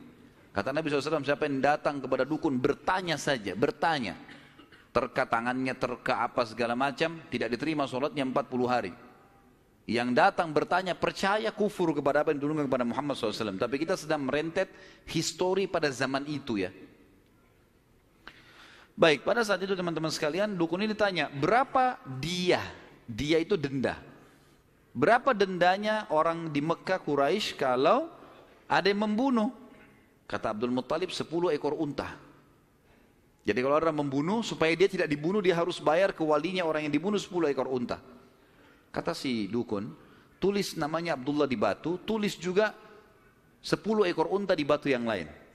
Balik, acak. Ini ngundi nasib terus ini. Acak. Waktu diacak, kata dukunnya, kalau keluar namanya Abdullah, supaya Abdullah selamat, tambah batu yang ketiga, tulis 10 ekor unta lagi. Sampai Abdullah selamat. Kalau keluar nama unta, nah baru untanya, baru Abdullah selamat. Ditaruh batu 10 ekor unta sama Abdullah, diacak namanya Abdullah keluar. Tambah batu, 20 ekor unta sekarang, 10, setiap batu 10 ya. 10 ekor unta, batu kedua, keluar lagi namanya Abdullah. Terus sampai 10 batu. Sampai akhirnya ada 10 batu, semuanya tertulis 10 unta, satu namanya Abdullah. Waktu diacak setelah 10, diangkat keluar namanya Abdullah. Dan ini pastilah 10 batu semuanya unta, gitu kan. Semestinya secara rasional gitu ya. Tapi ini pada saat itu keyakinan orang. Abdul Muttalib bilang, saya nggak percaya, saya belum puas nih. Coba acak lagi, diacak lagi, diambil unta sampai 3 kali. Kata Abdul Muttalib, baiklah. Kalau begitu, saya akan sembelih itu 100 ekor unta. 100 ekor unta. Karena setiap batu 10, ada 10 batu, maka 100 ekor unta. Pada saat itu akhirnya dengan kejadian ini Abdullah selamat dari sembelihan atau dikurbankan. Dan Nabi SAW berkata dalam sebuah hadis, Ana ibnu Dzabihain. Saya keturunan dari 2 orang yang hampir disembelih. Ismail alaihissalam oleh ayahnya Ibrahim dan Abdullah oleh ayahnya Abdul Muttalib. Baik. Berjalan waktu teman-teman sekalian, Abdullah tumbuh besar dan mulai menjadi seorang pemuda yang cerdas, yang pintar, membantu ayahnya. Maka oleh Abdul Muttalib dinikahkan, dan dinikahkan oleh seorang wanita yang bernama Aminah. Dan Aminah dari turunan Abdul Manaf juga, jadi satu jalur, masih sepupu dengan Abdullah. Hanya saja dari Aminah ini, dari paman-pamannya Aminah, itu dari penduduk asli Madinah, dari Aus dan Khazraj, dari suku Ansar di Madinah. Maka Nabi SAW di sini memiliki jalur dari 2 kota suci, Mekkah dan Madinah.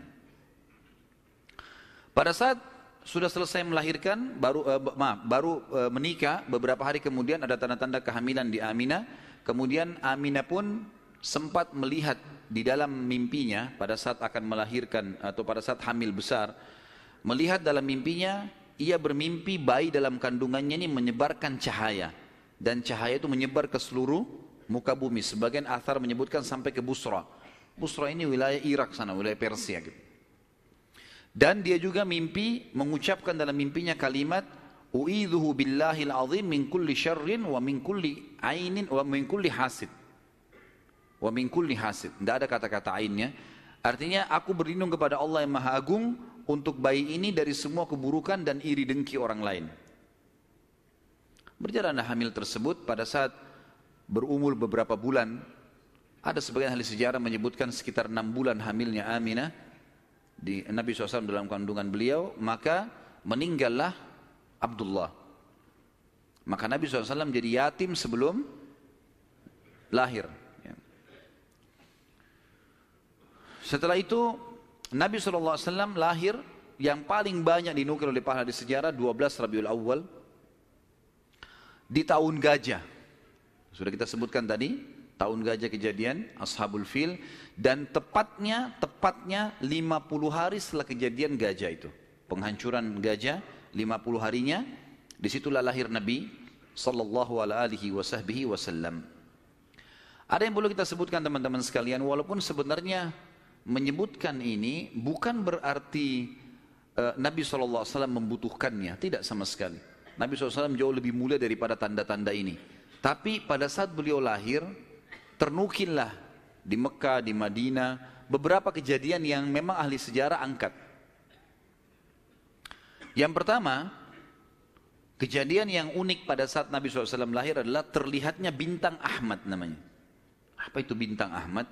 Orang-orang Yahudi yang ada di Madinah itu meyakini kalau Nabi terakhir yang mereka tunggu di Madinah keluar itu, kalau dia lahir akan kelihatan bintang yang mereka istilahkan dengan bintang Ahmad, dan mereka mengukir-ngukir bintang itu sesuai dengan keterangan dari Taurat. Seperti itulah pemahamannya pada saat itu. Allahu a'lam tentang masalah kebenaran masalah bintang ini, tapi yang jelas kebenaran bintang itu bisa dipercaya atau tidak, karena kita dalam Islam taunya bintang nggak boleh dipercaya gitu kan. Tapi ini pada saat itu dinukil oleh Hassan ibn Thabit radhiyallahu anhu, penyair Nabi SAW. Kebetulan umurnya dia beda 7 tahun dengan Nabi SAW.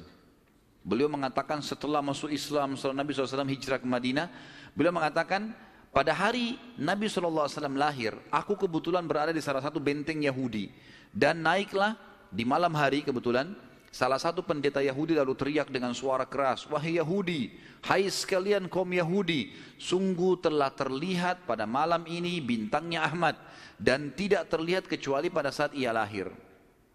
Dan menurut Hassan ibn Thabit radhiyallahu anhu, memang umurnya beda 7 tahun dengan Nabi SAW, dan pada hari itu memang hari kelahiran baginda Nabi SAW.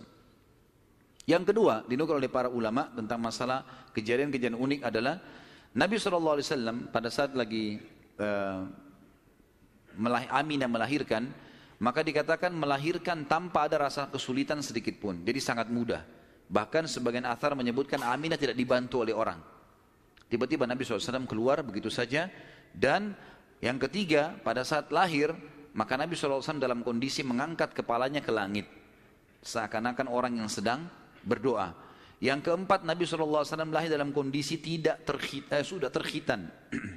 Sudah terkhitan. Yang kelima, Nabi SAW lahir juga tanpa terbebani lagi dengan sisa tali pusar. Udah nggak ada.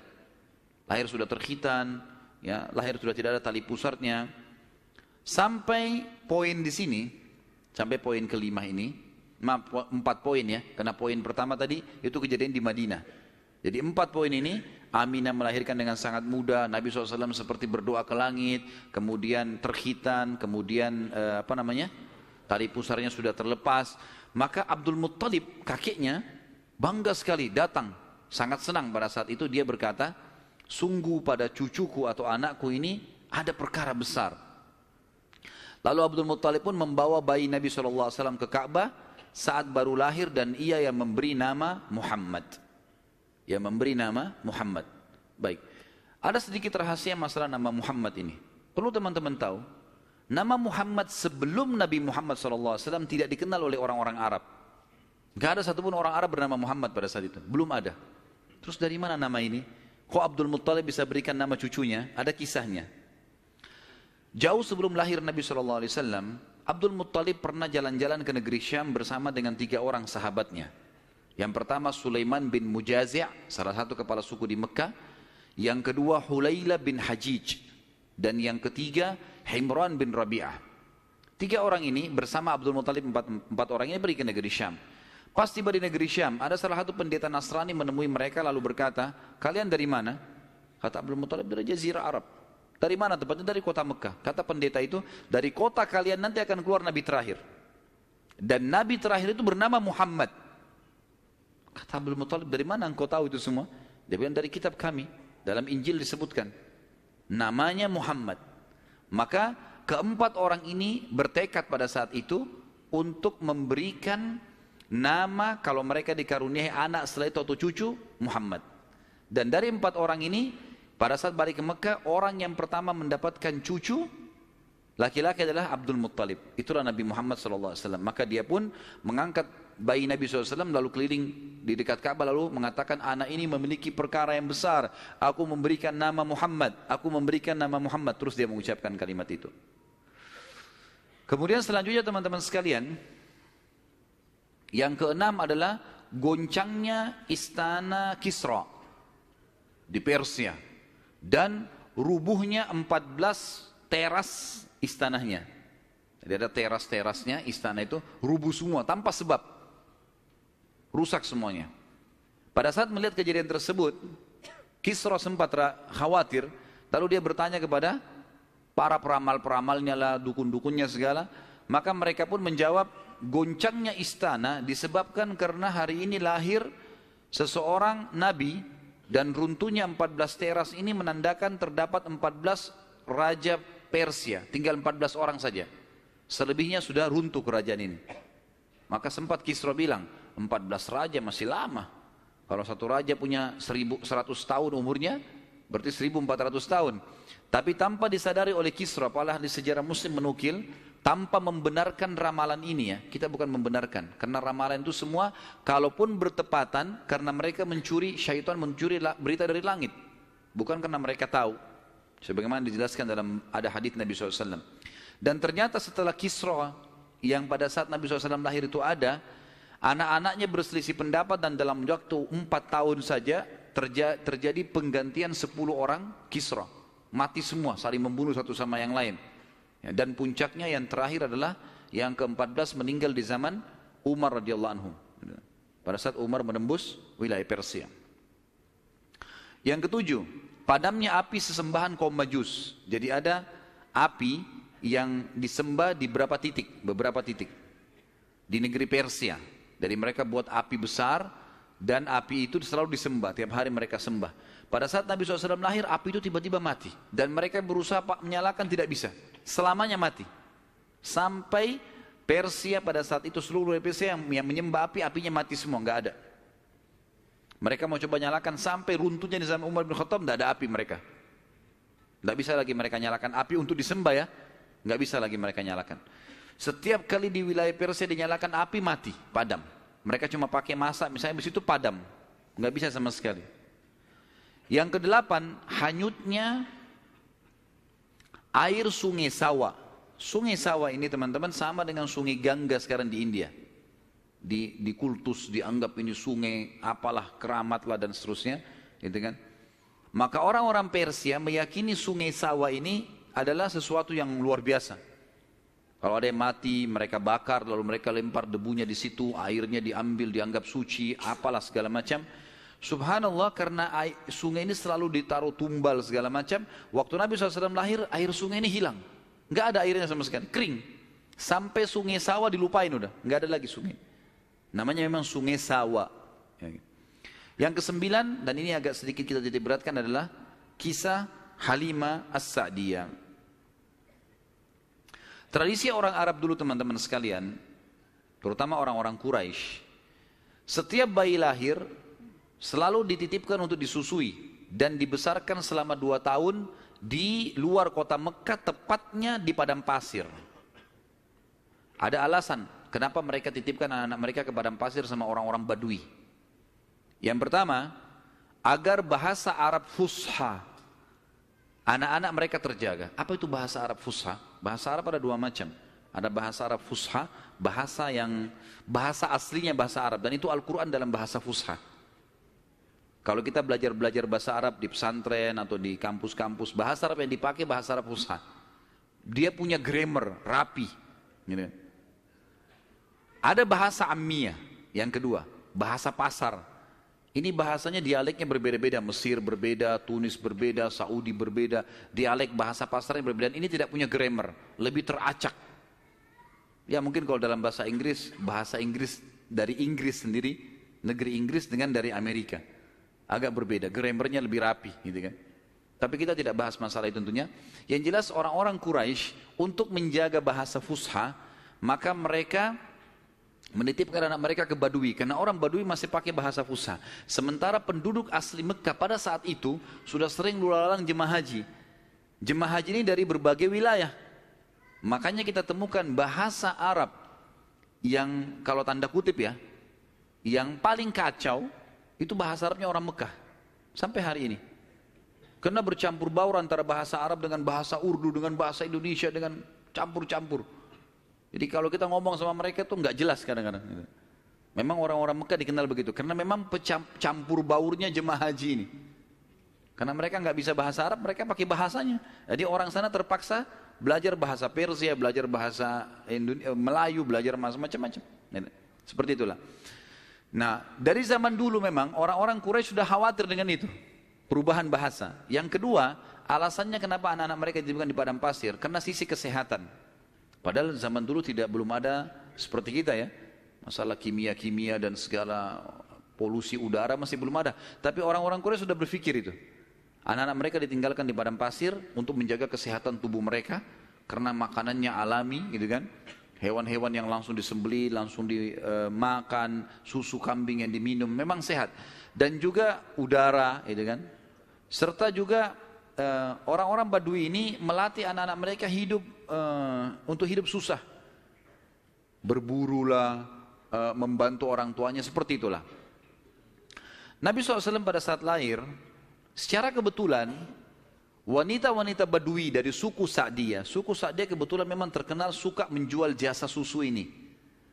Banyak ibu-ibu mereka, wanita mereka yang baru melahirkan, air susunya banyak, mereka pun pergi ke Mekah atau ke kota-kota lain nawarin jasa. Ada yang mau nggak titipin anaknya 2 tahun, kemudian nanti bayar upah gitu.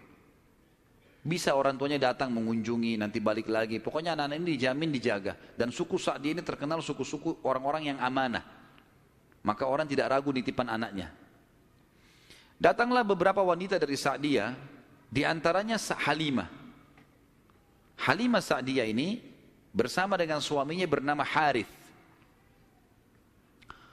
Mereka sama-sama rame-rame datang, dan kebetulan kehidupan Harith dan Halimah ini pas-pasan, orang miskin lah. Di rumahnya itu bangunan tua, ada seekor unta yang kurus dan ada 2 ekor jantan dan betina kambing, tapi dua-duanya juga kurus, tidak produktif lagi. Dan Halimah dan Harith punya anak banyak. Mereka hanya mengadu nasib pergi ke Mekah. Saat tiba di Mekah, mereka kelilinglah nawarin jasa. Biasanya kalau sudah datang wanita-wanita ini, orang-orang ibu-ibu Mekah pada datang nih tawarin anaknya dan seterusnya. Mereka keliling-keliling, semuanya menawarkan diri kepada orang-orang kaya karena akan dibayar. Dan pada saat mereka melewati Nabi SAW, mereka menolak. Karena pada saat itu mereka tahunya Nabi SAW tidak memiliki ayah. Abdullah meninggal waktu umur 6 bulan. Siapa yang mau tanggung nih? Abdul Muttalib waktu itu betul Raja Mekah, tapi Abdul Muttalib ini sibuk membiayai jemaah haji ya, dan memang tidak bisa. Intinya orang-orang perempuan-perempuan saat dia tidak mau menerima Nabi SAW. Semua bawa anak, mau pulang ke kampungnya, tinggal Halimah yang tidak dapat. Lalu suaminya bilang, si Harith, hai Halimah, coba seandainya kamu ambil anak yatim itu, siapa tahu baik buat kita. Maka Halimah pun mengatakan, baiklah, daripada kita pulang dengan tangan kosong, lebih baik kita ambil. Subhanallah, begitu Halimah pegang Nabi SAW, di situ terjadi keberkahan. Waktu datang ke Mekah, Halimah menunggangi keledai, keledainya kurus sekali dan selalu lambat di belakang. Sampai teman-temannya Halimah kayak ngolok-ngolok, "Hai Halimah, cepatlah, keledaimu melambatkan kami." Dan keledai-keledai yang lain bisa 2 orang naikin, keledai Halimah nggak bisa. Jadi Harith selalu megang saja talinya gitu. Waktu dia mengambil Nabi SAW, kejadian aneh yang pertama, yang unik. Bukan aneh, tapi unik ya. Pada saat itu adalah keledainya Halimah tiba-tiba jadi kuat. Dan pada saat Halimah naik, karena tidak bisa dikontrol, maka Harith pun naik di atasnya, di keledai ini, dan larinya kencang sekali, ninggalin teman-temannya. Sampai teman-temannya Halimah bilang, "Hai Halimah, itu keledai tadi yang kamu pakai ke Mekah." Dia bilang, "Iya, tapi kita nggak bisa ngontrol, ini lari kencang sekali keledainya." Lalu kemudian pada saat tiba di sana, Halimah memiliki tadi saya bilang seekor unta betina yang lemah. Tiba-tiba saja waktu tiba di rumah dilihat untanya gemuk. Ini baru 2-3 hari ditinggalkan, nggak ada yang urus, gemuk sekali untanya. Dan tiba-tiba saja unta betina itu punya kantong susu yang penuh. Sehingga Halimah sama Harith memerahnya, dan setiap habis diperah penuh lagi. Biasanya unta butuh makan, minum dulu baru penuh, ini enggak. Setiap habis diperah penuh lagi. Dia minum dengan anaknya, dengan istrinya, si Harith ini dengan Halimah minum, kemudian anak-anaknya, dan bahkan sempat dibagi-bagi ke teman-temannya, tetangganya. Karena penuhnya, setiap diperah, kasih lagi, penuh lagi. Begitu terus. Ya.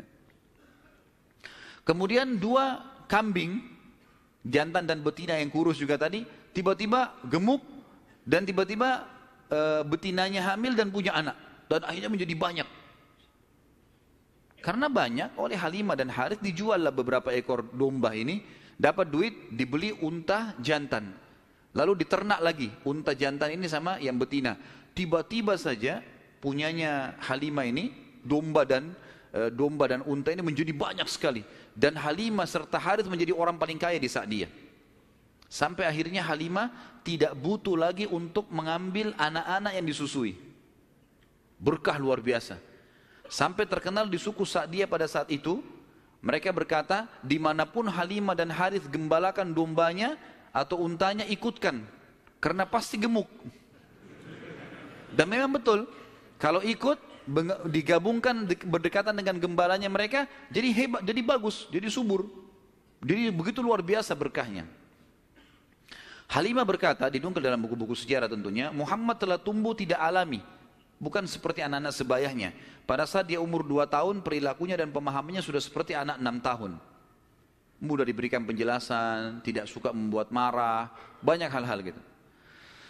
Saat tiba masa pengembalian, sudah umur 2 tahun, Halimah dan Harith pergi membawa Nabi SAW ke Mekah untuk dikembalikan pada Aminah, tapi mereka memohon-mohon, "Tolonglah hai Aminah, biarkanlah tinggal bersama kami. Anak ini kami akan jaga, lihat sehat Muhammad, gak ada masalah." Karena mereka lihat berkahnya. Dan kami tidak butuh bayaran, gak usah bayar. Muhammad ini waktu datang luar biasa, kejadiannya begini, segala macam. Baiklah, kata Aminah, silahkan. Dibawa, tentu Aminah ini bolak-balik ya, ngelihat anaknya, balik lagi, tapi tinggal di sana. Sampai akhirnya Nabi SAW tinggal di suku Sa'diyah sampai umur 6 tahun. Sampai umur 6 tahun. Nah, di umur 6 tahun ini teman-teman ada kejadian. Waktu Halimah lagi masak, tiba-tiba saja dari kejauhan anaknya lari. Jadi ada anak Halimah laki-laki dan perempuan yang kurang lebih sebaya dengan Nabi SAW. Ada yang lainnya tentu sudah besar-besar. Nah, si laki-laki ini yang lebih tua dari Nabi SAW lari-lari mengatakan, "Wahai ibu, saudaraku dari Quraisy telah dikeroyokin oleh 2 orang. Lihatlah." Maka Halimah ketakutan. Keluar dari rumahnya, minta anaknya mana, tunjukin tempatnya. Begitu dilihat, ternyata Nabi SAW memang tergeletak di tanah. Lalu Halimah nanya, "Hai Muhammad, apa yang terjadi dengan kau?" Dalam riwayat-riwayat Bukhari itu bapaknya disebutkan ya, bahwasanya Nabi SAW mengatakan, ya, pada saat itu telah datang kepadaku 2 orang laki-laki yang menjatuhkanku ke tanah, kemudian membelah dadahku dan mengeluarkan sesuatu yang hitam darinya. Lalu kemudian menutupnya kembali. Nabi SAW dengan polos jawabnya gitu. Maka Halimah pun membuka baju Nabi SAW dan menemukan memang ada bekas jahitan. Karena ketakutan, Akhirnya Halimah bersama Harith membawa pulang Nabi SAW ke Mekah. Hai Aminah, ini anakmu, ini masih sehat, ya, utuh, nggak ada apa-apa, ambillah kembali. Aminah kaget, kenapa kalian kembalikan? Dulu kalian yang ngotot mau tahan, kenapa sekarang memohon supaya diambil kembali? Kenapa? Akhirnya kena terdesak, mereka bilang, ada kejadian begini dan begitu. Lalu Aminah mengatakan, apakah kalian mengira bahwasanya anakku ini diganggu oleh syaitan? Tidak mungkin. Karena pada saat aku sedang hamil, aku mimpi ada kalimat yang aku ucapkan, U'idhuhu billahil azim min kulli syarrin wa ainin hasid. Aku berlindung kepada Allah untuk bayi ini dari semua keburukan dan iri dengkinya orang lain. Tapi Halimah dan Harith sudah ketakutan, dikembalikanlah Nabi SAW di umur 6 tahun itu. Di umur 6 tahun ini dia kembali ke pangkuan, Nabi SAW kembali ke pangkuan ibunya Aminah. Tepatnya beberapa bulan setelah kembali, Aminah mengajak Nabi SAW mengunjungi paman-pamannya Aminah di Madinah. Ya, Nabi SAW umur 6 tahun sudah ke Madinah, gitu kan?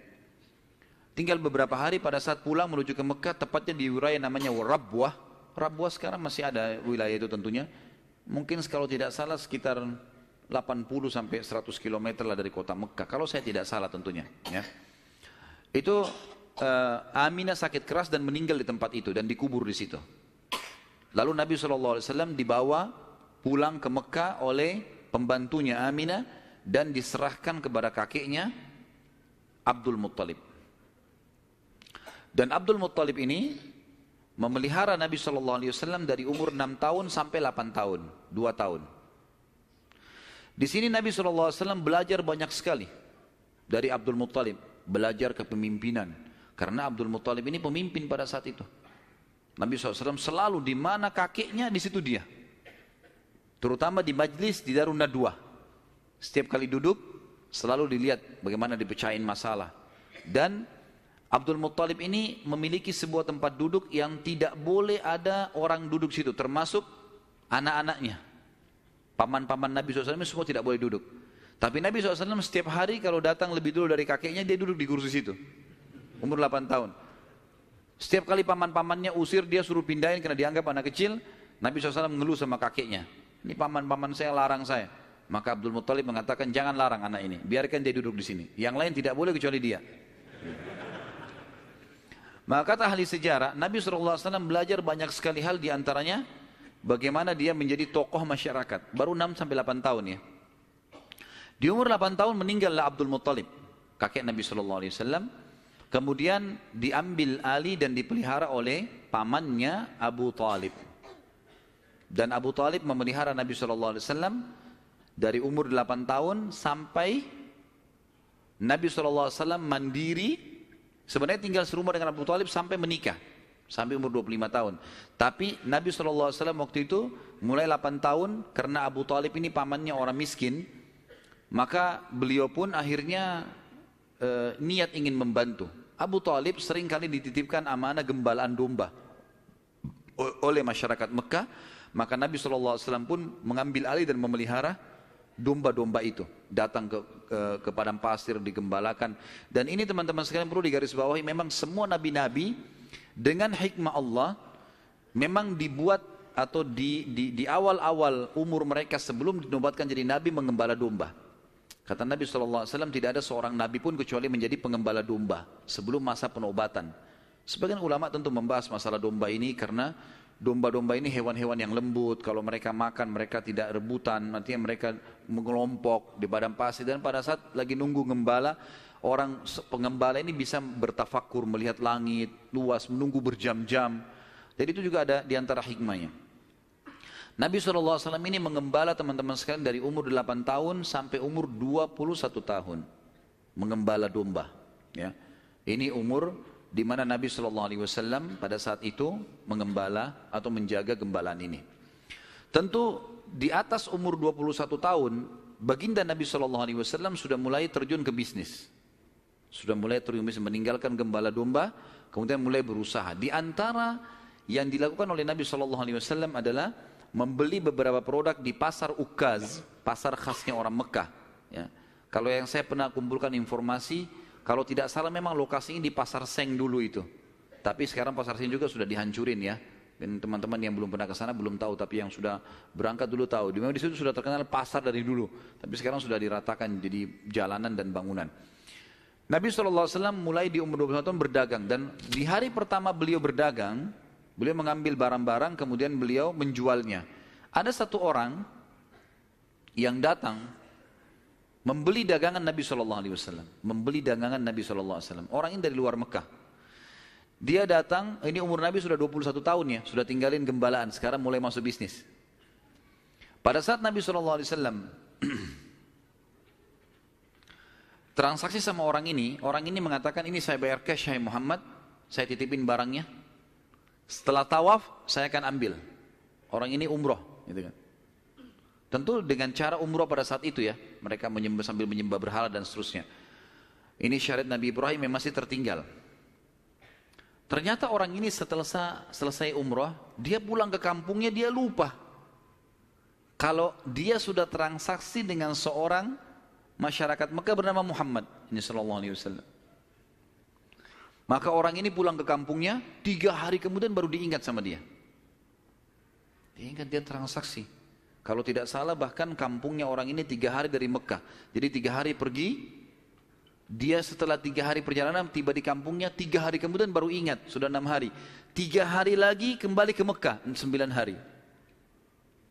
Begitu tiba di Mekah, dia buru-buru ke pasar Ukaz, dia kaget melihat Nabi SAW dalam kondisi yang sama.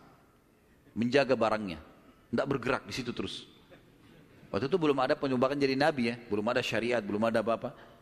Lalu orang itu bertanya, hai Muhammad, apakah kau menunggu dari pertama saya terhadap sama kamu barang ini? Dia bilang iya, karena anda mengatakan suruh tunggu. Gara-gara itu keluar julukan Muhammad Al-Amin, orang yang paling bisa terpercaya. Ternyata subhanallah, kejadian ini membuat satu Mekah tersebar, bahkan banyak di wilayah-wilayah sekitar Jazirah terkenal, ada orang di Mekah yang bisa dipercaya namanya Muhammad. Akhirnya orang-orang Mekah pada datang mengamanahkan titipan-titipannya. Dan semenjak itu Nabi SAW menjadi pedagang yang sangat sukses. Salah satu strategi dagang Nabi SAW adalah setiap orang titipin macam-macam. Jadi sekian banyak orang menitip. Termasuk yang menitip sama beliau adalah Khadijah, seorang pedagang, seorang janda kaya yang memang memiliki harta. Dan Nabi SAW punya strategi dagang. Dagangnya adalah beliau mengambil uang-uang titipan orang di Mekah, lalu ditransaksikan, beli produk Mekah. Apa saja produk Mekah? Semua pedagang pada saat itu tidak terkecuali, semuanya mereka bawa emas, mereka bawa perak ke negeri Syam, baru mereka beli barang dari negeri Syam, dibawa ke Mekah baru transaksi. Jadi cuma 1 kali transaksi saja. Nabi SAW tidak. Uang itu semua dijadikan barang dari Mekah, dibeli semua barang-barang Mekah, dibawa ke negeri Syam. Barang-barang ini dijual di negeri Syam. Laku, dibelikan barang di negeri Syam, dibawa ke Mekah. Jadi double untungnya. Karena ini teman-teman sekalian, Nabi SAW menjadi pada saat itu salah satu orang terkayanya Mekah. Dan ini sekaligus membantah statement para orientalis mengatakan Muhammad, kita tentu mengatakan SAW, menikah dengan janda kaya karena dia miskin. Ini salah sekali. Karena Nabi SAW di fase dari 21 tahun sampai 25 tahun menikah dengan Khadijah itu sudah menjadi pengusaha yang sukses. Makanya beliau pada saat menikah dengan Khadijah, maharnya 20 ekor unta. 1 unta ratusan juta jumlahnya, harganya. Anggap kita hitung 100 juta saja, kalau 20 berarti 2 miliar. Ada antum sini melamar 2 miliar? Paling perangkat sholat. Jangan tersinggung. Jadi Nabi SAW melamar Khadijah dengan 20 ekor unta. Ini dusta orang kalau mengatakan Nabi SAW orang miskin. Dari mana? Pengusaha sukses, gitu kan? Dan waktu itu umurnya masih 25 tahun. Baik teman-teman sekalian, saya akan tutup pertemuan kita ini dengan, nanti kita akan kembali ke kisah Khadijah ya, radhiyallahu nanti pernikahannya dengan Nabi SAW segala. Tapi ada kejadian yang perlu saya titik beratkan. Kejadian pada saat umur Nabi SAW 12 tahun. Kita review dulu kembali. Waktu umur 12 tahun, kan beliau dari umur 8 tahun sampai menikah kan tinggal sama Abu Talib. Dan Nabi SAW punya akhlak yang baik sekali, mulia sekali. Sampai Abu Talib itu sendiri malu dengan Nabi SAW di umur 8 tahun. Anaknya Abu Talib banyak. Kalau istrinya Abu Talib lagi siapin makan, anak-anaknya pada berebut. Nabi SAW duduk di pojok rumah. Enggak sama sekali. Enggak berebut. Nanti kalau selesai makan ada sisanya beliau makan. Sallallahu alaihi wasallam. Punya akhlak yang mulia dari masih kecil. Sampai Abu Talib bilang sama istrinya, khusus untuk Muhammad sisipkan makanan. Karena dia tidak ikut berebut sama mereka. Gitu kan. Baik, di umur 12 tahun, pernah satu waktu Abu Talib ini mau ke negeri Syam. Urusan dagang. Pertama kalinya Nabi SAW, biasanya Nabi ini selalu pemalu, nggak banyak minta dan nuntut ke pamannya. Khusus pada saat itu Nabi SAW bergantung di bajunya Abu Talib, nggak mau lepasin. Pokoknya dia mau ikut. Abu Talib heran, nggak pernah Nabi SAW berperilaku begini. Musyawarah sama istrinya, nggak pernah Muhammad begini. Kenapa seperti ini? Pasti ada sesuatu gitu. Maka setelah musyawarah, kayaknya dibawa aja deh. Dibawalah ke negeri Syam. Pergilah Nabi SAW bersama dengan Abu Talib dan kafilahnya. Pada saat mau tiba di negeri Syam, sebelum tiba di negeri Syam, kafilah ini melewatin sebuah gereja teman-teman sekalian, dan di situ ada satu pendeta bernama Bahira. Dan ini riwayat Bukhari Muslim menceritakan masalah itu ya. Dan sampai sekarang di negeri Syam masih ada puing-puingnya gerejanya Bahira ini. Pada saat itu di zaman Nabi SAW ada gereja ini dan sampai sekarang masih ada sisa puingnya. Saya pernah lihat cuplikannya sendiri, ada sisa puingnya di negeri Syam. Tepatnya di Syria ya. Kemudian teman-teman sekalian, pada saat melewatin kafilah ini melewatin gereja, si Bahira ini kepala pendeta di gereja itu memang lagi nunggu informasi tentang Nabi terakhir nih. Dia ngeliat-liat di jendela gerejanya, setiap kafilah lewat dilihat sama dia, terutama yang dari Jazirah Arab. Secara kebetulan dengan hikmah ilahi lewat kafilahnya Abu Talib, dan kafilah ini agak berbeda dengan yang lainnya. Kafilah itu berarti 3 unta ke atas ya, baru dinamakan kafilah. 3 ekor unta ke atas baru dinamakan kafilah. Waktu lewat kafilah Abu Talib ini ada awan yang menaunginya. Beda dengan kafilah lain, padahal lagi terik matahari. Dan tidak sengaja kafilah Abu Talib istirahat di sebelah gereja dan ada pohon-pohon kurma yang berderet, itu semuanya seperti menundukkan daun-daunnya ke kafilah itu. Pendeta ini perhatikan, kafilah tanya ini, kirim satu orang, tanya mereka kafilah dari mana nih? Jawabannya dari Jazirah Arab. Dari mana? Dari kota Mekah. Kata Bahira, hidangkan makanan sebaik mungkin di gereja, undang semua kafilah ini masuk makan. Diundanglah. Ringkas cerita, masuklah mereka untuk makan, dan pada saat satu kafilah ini masuk, yang ditinggalkan di situ hanya Nabi SAW. Nabi nggak boleh masuk karena tradisi orang Arab dulu aib kalau anak kecil ikut makan. Nanti selesai orang tua makan baru makan. Tapi ini tradisi jahiliyah. Kalau sekarang antum lakukan, antum juga jahiliyah. Makan, kasih anak-anak makan. Kenapa harus disendirikan? Mungkin dia lapar, kesian. Gitu kan? Baiklah. Waktu lagi makan, Bahira ini memperhatikan satu persatu orang-orang Quraisy ini, wajahnya. Karena mereka tahu cirinya Nabi terakhir. Alisnya, wajahnya, mukanya, kulitnya, jalur nasabnya, semua jelas. Tidak semua, tidak ada tanda-tanda kenabiannya. Ini mukanya muka biasa semua. Maka si Bahira tanya, apakah masih ada dari kafilah kalian yang tidak ikut makan? Kata mereka, ada satu anak kecil di depan, kami suruh jaga barang kami. Kata Bahira, boleh saya ketemu? Oh silahkan. Mereka lagi asyik makan. Bahira keluar menemui Nabi SAW. Nabi lagi duduk di bawah pohon. Lalu Bahira memanggil dia, mengatakan, hai anak kecil, ikutlah dengan saya. Kafilahnya disuruh jaga oleh beberapa pegawainya Bahira ini. Masuk di satu ruangan di gereja. Kemudian Nabi SAW berdiri lalu kata, jadi orang Mekah begini teman-teman, di Mekah itu ada patung namanya Lat dan Uzza. Lat dan Uzza ini 2 patung yang luar biasa dikultuskan di Mekah. Hebat patung ini menurut mereka. Jadi kalau bersumpah atas nama Lat dan Uzza sudah tidak mungkin berbohong. Kalau bohong kualat nih. Maka pendeta ini tahu Bahira, dia bilang, hai anak kecil, saya akan bertanya kepadamu atas nama Lat dan Uzza. Ini semua anak kecil sampai orang tua di Mekah tahu nama ini. Dan mereka ketakutan kalau dengar nama ini. Apa jawaban Nabi SAW waktu itu umur 12 tahun. Masih kecil, kalau kita sekarang masih SD. Gitu kan.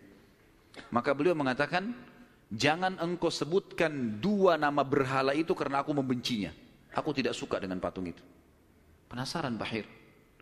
Diperhatikan wajahnya, alisnya, matanya Nabi SAW. Perlu teman-teman tahu ya, ciri fisik Nabi SAW itu luar biasa. Tersebutkan secara rinci di Taurat dan Injil. Allah mengatakan dalam Al-Quran, A'udzubillahi minasyaitonirrajim, ya'rifunahu kama ya'rifuna abna'ahum. Orang-orang ahli kitab, terutama Yahudi dan Nasrani ini, maksudnya orang Yahudi dan Nasrani, betul-betul mengetahui Muhammad SAW sebagaimana mereka mengenal anak-anaknya. Karena terinci. Disebutkan dalam hadis, alis Nabi SAW seperti busur panah yang lebar, berwarna hitam dan tebal. Bola mata beliau SAW besar, kelopaknya dan dipenuhi dengan bulu mata yang lebat. Bola matanya putihnya putih bersih, hitamnya hitam pekat. Hidungnya yang mancung, bibir, dahi dan pipi yang setara dengan wajah, tidak oval dan juga tidak bulat, gitu kan. Kulitnya sangat putih sampai Nabi SAW pipinya kemerah-merahan. Jadi sangat tampan, luar biasa. Sampai ahli hadis mengatakan kalau Yusuf alaihissalam diberikan sepertiga gagahan dunia, maka Nabi SAW memberikan seluruh kegagahan dunia. Tidak pernah ada orang melihat Nabi SAW tidak suka. Manusia terbaik, pilihan, paling sempurna nasabnya, paling sempurna ilmunya, fisiknya, segala-galanya. Bahira memperhatikan Nabi SAW, ini semua ciri yang disebutkan dalam Injil ada. Dia masih bimbang, dia ingin buktikan satu hal. Apa itu? Dalam Taurat dan Injil juga disebutkan Nabi, setiap Nabi itu punya tanda kenabian. Apa tanda kenabian teman-teman sekalian? Sebuah daging yang menggumpal di pundak sebelah kanan. Dan daging itu berwarna merah kehitam-hitaman dan dimiliki dengan atau memiliki bulu yang lebat. Maka Bahira berkata, hai anak kecil, apa kau izinkan saya untuk melihat punggungmu? Dia mengatakan, iya silakan. Dibukalah oleh Nabi SAW. Begitu dia lihat tanda itu, lalu Bahira menciumnya dan mengatakan, kaulah orangnya. Tapi garis bawah satu hal ya, tanda ini tanda kenabian. Sudah selesai dengan Nabi Muhammad SAW. Jadi kalau di punggung antum ada dusta semua itu. Tidak ada hubungannya sama Nabi. Loh ya, karena banyak orang yang ngaku-ngaku Nabi nih. Kata Nabi SAW akan datang 50 dajjal, pendusta. Setelah aku meninggal, mengaku semuanya Nabi. Mereka semua pendusta, aku penutup para Nabi dan Rasul. Gitu kan? Karena ada orang mengaku gitu. Jadi ini khas untuk Nabi-Nabi dan sudah ditutup dengan Nabi Muhammad SAW. Sudah habis ceritanya. Nah, jadi kalau ada yang gumpal-gumpal itu daging numpang aja. Pada saat itu, Bahira pun membawa Nabi SAW masuk ke dalam ruangan makan lalu berkata, siapa walinya anak ini? Wali, ya. Siapa walinya anak ini? Kata Abu Talib, saya ayahnya. Abu Talib berkata, pamannya. Kata Bahira, tidak mungkin kau ayahnya. Anak ini mati ayahnya waktu dia masih 6 bulan di perut ibunya. Pendeta di negeri Syam tahu.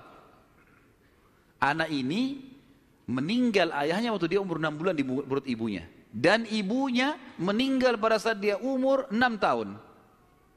Serta dia dibina dan dididik. Dibina itu maksudnya dikasih, kalau bahasa Arab itu bina itu berarti seperti bangunan itu dibanguni. Dididik, dibesarkan dan seterusnya oleh kakeknya sampai umur 8 tahun. Dan kalau kau benar kerabatnya, kau adalah pamannya. Abu Talib kaget, dari mana anda tahu semua itu? Benar semua. Dia bilang, kami temukan dalam kitab kami.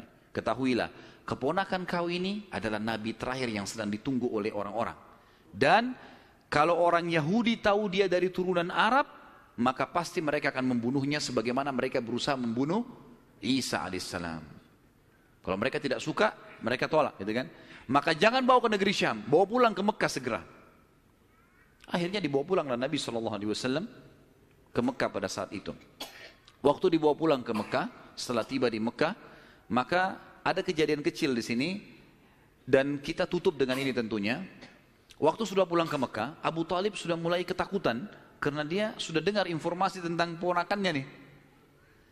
Zaman dulu juga teman-teman sekalian, ada tradisi buruk ini sebenarnya, tradisi buruk juga. Seringkali dukun-dukun dan peramal ini menjual jasa.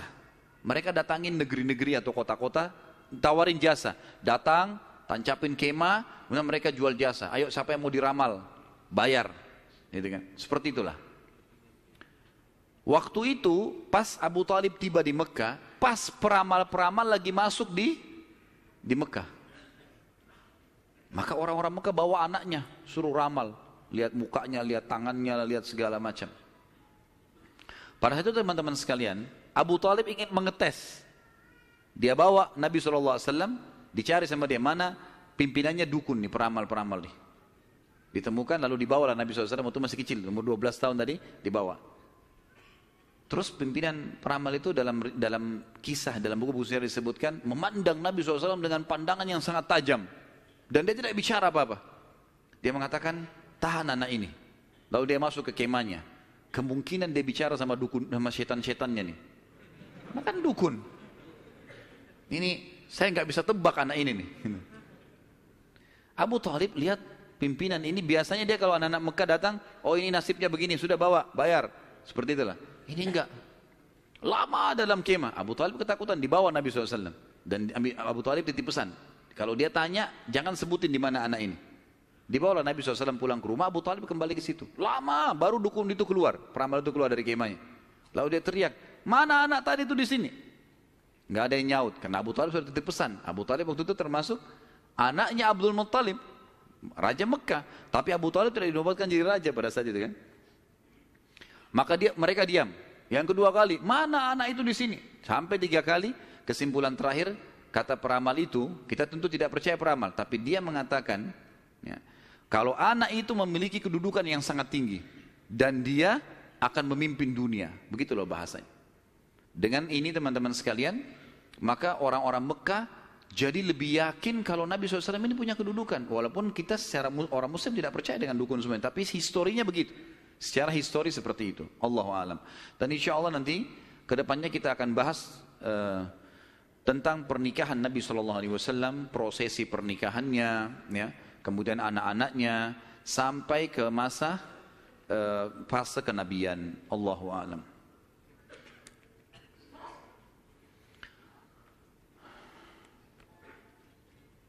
Saya akan baca pertanyaan dan saya berharap pertanyaan sesuai dengan tema teman-teman sekalian. Dan tolong saya datang jauh-jauh ke sini bukan untuk dites, ya.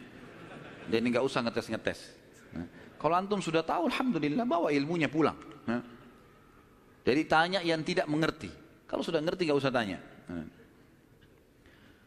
Apakah riwayat yang mengatakan bahwa Hamzah radhiyallahu anhu seumuran dengan Rasulullah SAW itu salah? Karena dari riwayat yang antum ceritakan, Hamzah lebih tua dari Abdullah. Mohon penjelasan riwayat-riwayatnya. Yang dimaksud dalam riwayat Nabi SAW sebaya, bukan seumur dengan Hamzah. Sebaya, orang-orang Arab itu membahasakan sebaya itu seperti orang yang setara postur tubuhnya, ya, dekat paras wajahnya. Jadi bukan masalah umur. Karena jelas sekali anak Abu Talib, Abdul Muttalib yang paling musuh Abdullah. Hamzah kakaknya memang, kakak Abdullah, gitu kan. Ya itu dimaksud dengan sebaya. Makanya waktu Hamzah terbunuh di perang Uhud itu memang diceritakan sudah tua, gitu kan? Radhiyallahu anhum. Kalau Nasrani dulu beriman, tapi kok sekarang tidak beriman kepada Allah? Tanya mereka. Kenapa tanya saya? Hah? Salah pertanyaan ini. Kenapa sekarang tidak beriman kan gitu? Baiklah, saya berikan gambaran saja. Mudah-mudahan masuk. Orang-orang Nasrani di antara tafsir Al-Fatihah yang disebutkan oleh Ibnu Abbas radhiyallahu anhu, ghairil maghdubi alaihim waladdallin, bukan orang-orang yang kau murkahi ya Allah dan bukan orang-orang yang sesat. Kata Ibnu Abbas, ini Ibnu Abbas hibr ummah, ini ulamanya, sahabat, terutama dalam ilmu tafsir, gitu kan? Beliau mengatakan maghdubi alaihim, orang yang dimurkai adalah Yahudi. Dhalin, sesat adalah orang-orang Nasrani. Lalu dirincikanlah. Kenapa Allah murka dengan orang Yahudi? Karena Yahudi tahu betul kebenaran Islam, tapi mereka nolak. Dan bukan cuma Nabi Muhammad SAW, mereka sudah menolak Nabi Isa sebelumnya. Padahal alasannya mereka nolak sekarang masuk Islam karena mereka bilang Nabi terakhir dari Bani Israel, bukan dari Arab. Karena Arab kami nggak mau. Tapi ini dusta. Karena Nabi Isa sebelumnya sudah dari Bani Israel, tapi mereka tidak mau imani. Jadi dusta saja gitu. Maka Ibnu Abbas mengatakan maghdubi alaihim, orang-orang Yahudi. Kemudian Nasrani dhalin, Yahudi tahu kebenaran tidak mau diikuti maka Allah murka. Dhalin adalah sesat. Sesat kenapa? Sesat maksudnya apa? Orang sesat jalan berarti dia tidak punya ilmu kan gitu. Orang-orang Nasrani mau menyebarkan agama mereka tapi mereka salah. Dengan mengatakan Trinitas misalnya, gitu kan? Sementara Allah mengatakan lam yalid wa lam yulad, gitu. Dan memang dalam agama dalam kelompok Nasrani sekarang masih ada kelompok Nasrani yang mentauhidkan Allah. Umumnya yang dapat hidayah dari mereka-mereka ini. Tapi kalau orang yang mengatakan Trinitas ini biasanya sudah terdoktrin dengan keyakinan itu. Dan Allah sudah mengatakan, A'udzubillahi minasyaitonirrajim, laqad kafara alladziina qalu innallaha tsalitsu tsalatsa. Telah kafir orang-orang yang mengatakan Allah itu atau Trinitas ya. Saya sarankan teman-teman, saran saya ya, tentu saya tidak kenal orang ini, tapi saya sendiri melihat cuplikan di YouTube yang disampaikan benar.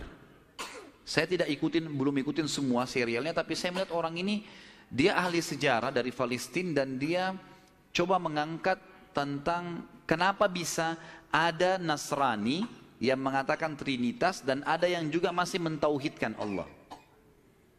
Namanya Jihad Turbani.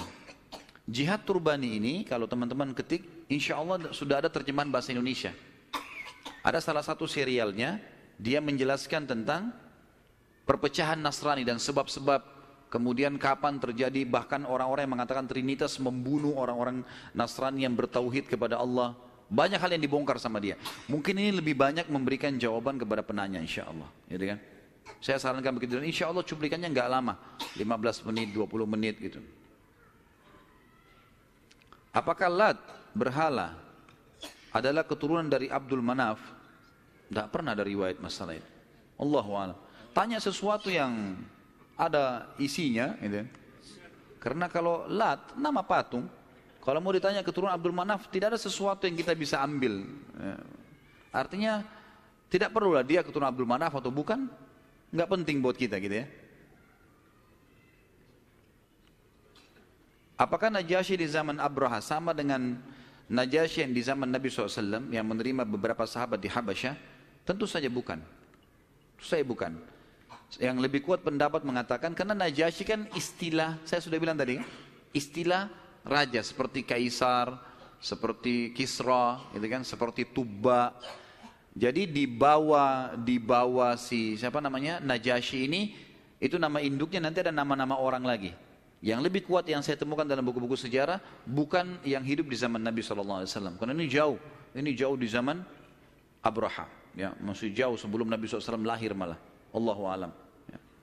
Sudah, baik. Mungkin begitu dulu saya teman-teman sekalian.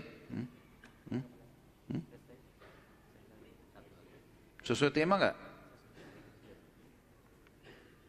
Karena ada saya temukan banyak orang tidak sesuai dengan tema.